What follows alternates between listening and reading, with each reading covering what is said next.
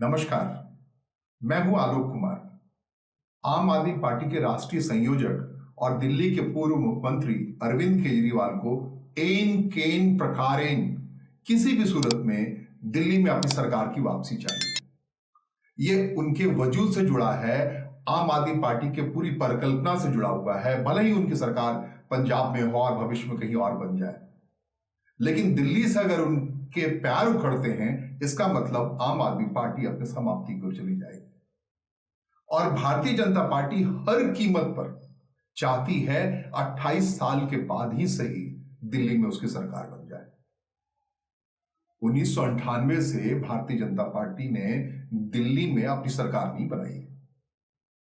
1998 के बाद कांग्रेस की शीला दीक्षित के नेतृत्व में 15 सालों तक सरकार रही। 1998 में पूर्व मुख्यमंत्री सुषमा स्वराज के समय प्याज के ऐसे आंसू बहे कि 28 सालों तक भारतीय जनता पार्टी दिल्ली के गद्दी से महरूम है। 15 सालों तक शीला दीक्षित के कार्यकाल के बाद अरविंद केजरीवाल एक आंदोलन लेके आए जिसमें आरएसएस का बहुत हद तक सहयोग था। परिवर्तन की बात थी, इंडिया अगेंस्ट करप्शन की बात थी, और उसके आधार पर एक पार्टी बनी और उस पार्टी ने शीला दीक्षित को दिल्ली की कुर्सी से हटा दिया। और बाद में वही आम आदमी पार्टी भारतीय जनता पार्टी के लिए जख्म बन गई। पहले तो उसने कांग्रेस के साथ मिलकर के पहली विधानसभा में अपनी चुनाव बनाई, अपनी सरकार बनाई, और विपक्ष में खड़ी भारतीय जनता पार्टी टकटकी लगाई रह गई। उसके बाद उसने कांग्रेस को भी अलग किया और फिर दोबारा चुनाव में गई और पिछले लगभग 16 साल से दिल्ली की कुर्सी पर काबिज है। और मुख्यमंत्री केजरीवाल चाह रहे हैं, जो मुख्यमंत्री अब नहीं है उनकी जगह आतिशी को मुख्यमंत्री बनाया गया है। करप्शन के चार्ज में वो जेल गया और उनकी वजह से उन्हें कुर्सी छोड़नी पड़ी आखिरी मौके पर। और आज की तारीख में आतिशी कहने को मुख्यमंत्री हैं, लेकिन पूरा कैंपेन आम आदमी पार्टी का इस बात को लेकर के है कि फिर लाएंगे केजरीवाल। और इस केजरीवाल को सत्ता से आने से रोकने के लिए भारतीय जनता पार्टी अपने सदैव कदमों से आगे बढ़ रही है। 42 कमेटियां बनी हैं कार्यकर्ताओं को एक्टिवेट करने के लिए, पन्ना प्रमुखों की बैठक हुई है, और जो कुछ भी हो रहा है वो अरविंद केजरीवाल के लिए खलबली मचाने वाली बातें हैं। भले ही वो हर दिन मीडिया के सामने आकर के कुछ न कुछ ऐसा काम करते हुए दिखते हैं जिससे लगता है कि मीलों आगे हैं चुनावी तैयारी में। सबसे दूसरी बड़ी बात है कि केजरीवाल को काउंटर करने के लिए इस बार कांग्रेस पार्टी ने भी अपनी कमर कस ली है। कांग्रेस पार्टी ने जो 21 उम्मीदवारों की पहली सूची जारी की है, वो पसीना बहाने के लिए काफी है, या पसीने की बूंदें लाने के लिए काफी है अरविंद केजरीवाल के चेहरे पर। जिस शीला दीक्षित को, जो पूर्व मुख्यमंत्री थी, अरविंद केजरीवाल ने मुख्यमंत्री की कुर्सी पर रहते हुए नई दिल्ली कॉन्स्टिट्यूंसी से पराजित किया था, हरा दिया था, और दिल्ली में आम आदमी पार्टी की सरकार बनाई थी। अब उन्हीं के बेटे संदीप दीक्षित को कांग्रेस पार्टी ने नई दिल्ली से उम्मीदवार बनाने का फैसला किया है और कहा है कि संदीप दीक्षित चाहो तो अपनी मां का अपमान का बदला ले लो और अरविंद केजरीवाल को परास्त कर दो उस मैदान में। अब संदीप दीक्षित पूर्वी दिल्ली के एमपी रहे, 2 बार एमपी रहे, और उनके बाद नई दिल्ली कॉन्स्टिट्यूंसी में जा रहे हैं, विधानसभा कॉन्स्टिट्यूंसी में जा रहे हैं, जहां सरकारी उम्मीदवार बड़ी संख्या में हैं और सरकारी वोटर्स बड़ी संख्या में हैं। और उस सरकारी वोटर्स को संदीप दीक्षित किस ढंग से प्रभावित कर पाते हैं? क्या कांग्रेस की ओर सरकारी कर्मचारी आ सकते हैं इस मौके पर? यह देखने वाली बात होगी। अगर ऐसी होगी तो अरविंद केजरीवाल का कोर वोटर घिसक जाएगा कांग्रेस की तरफ। और रही बात अभी नई दिल्ली कॉन्स्टिट्यूंसी से भारतीय जनता पार्टी की ओर से कोई उम्मीदवार का आना बाकी है। आपको याद दिला दूं कि भारतीय जनता पार्टी नई दिल्ली कॉन्स्टिट्यूंसी से, विधानसभा कॉन्स्टिट्यूंसी से कीर्ति आजाद को चुनाव लड़ाती रही थी और वहां से वो विधायक भी हुए थे भारतीय जनता पार्टी के। बाद में वो दरभंगा से लोकसभा सांसद बने और अब तृणमूल कांग्रेस में हैं और वर्धमान से सांसद हैं। तो भारतीय जनता पार्टी के पास अभी खुले तौर पर ऐसा कोई मजबूत चेहरा नई दिल्ली के सामने नहीं दिख रहा है। हाँ, पिछले चुनाव में उन्होंने जिसको उतारा था उसको लगभग हाशिए पर उतार दिया गया है, और यंग लड़की थी और केजरीवाल के मुकाबले कहीं नहीं ठहरी थी। तो नई दिल्ली कॉन्स्टिट्यूंसी, जो विधानसभा कॉन्स्टिट्यूंसी है, उसकी लड़ाई बेहद रोचक होने वाली है। संदीप दीक्षित एलानिया तौर पर कांग्रेस की ओर से अरविंद केजरीवाल को चुनौती देने के लिए मैदान में उतर गए हैं।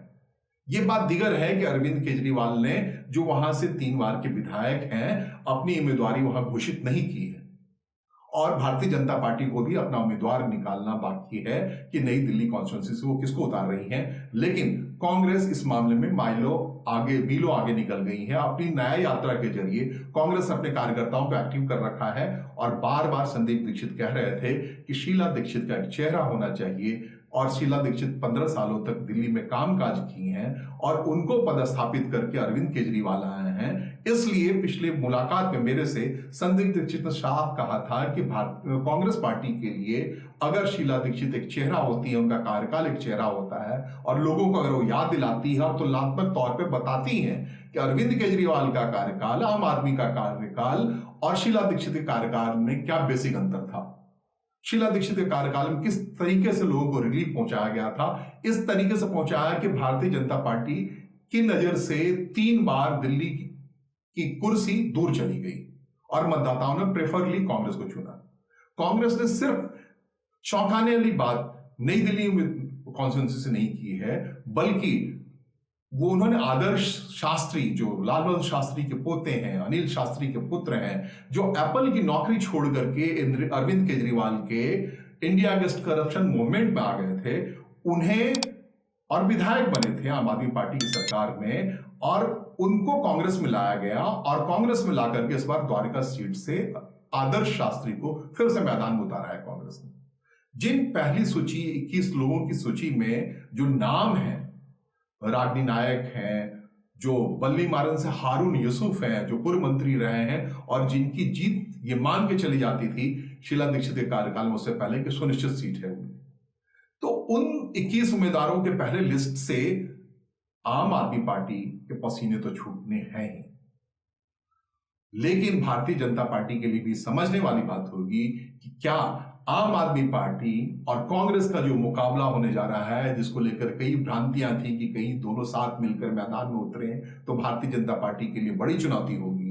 लेकिन पहली सूची जारी करते ही कांग्रेस ने यह साफ कर दिया है, इससे पहले अरविंद केजरीवाल ने साफ कर दिया था कि दिल्ली में वो कांग्रेस के साथ कोई ऐसा समझौता नहीं करने वाले हैं, इंडी गठबंधन के नाम पर कोई अपनी बलिदान नहीं देने चाहते हैं वो और अकेले लड़ना चाहते हैं। तो इस मौके का भारतीय जनता पार्टी, कांग्रेस, आम आदमी पार्टी, अगर कांग्रेस मजबूती के साथ खड़ी होती है तो जाहिर तौर पर आम आदमी पार्टी जो कांग्रेस का वोट छीन के आई थी, वो अपने हिस्से का वोट कांग्रेस ले जाती है और उस स्थिति में भारतीय जनता पार्टी के लिए एक मुफीद अवसर होगा, जैसा कि वो अपनी रणनीति के तहत चाह रही है। 28 सालों के बाद फरवरी में होने वाले विधानसभा चुनाव में यह रास्ता खुलता दिख रहा है भारतीय जनता पार्टी के लिए कि वो दिल्ली की सत्ता में वापस आ सकती है। लेकिन इसके लिए भारतीय जनता पार्टी को और भी बहुत सारे काम करने होंगे, जिसमें एक महत्वपूर्ण काम है कि भारतीय जनता पार्टी की ओर से दिल्ली में कोई न कोई चेहरा दिखना पड़ेगा। वो बंसी स्वराज हो, स्मृति ईरानी हो या ABC कोई हो, उसके चेहरे के बिना दिल्ली के मतदाता क्या भारतीय जनता पार्टी के सिर्फ विचारधारा के आधार पर मोबिलाइज होकर के वोट कर पाएंगे? ऐसा अब तक नहीं हुआ है।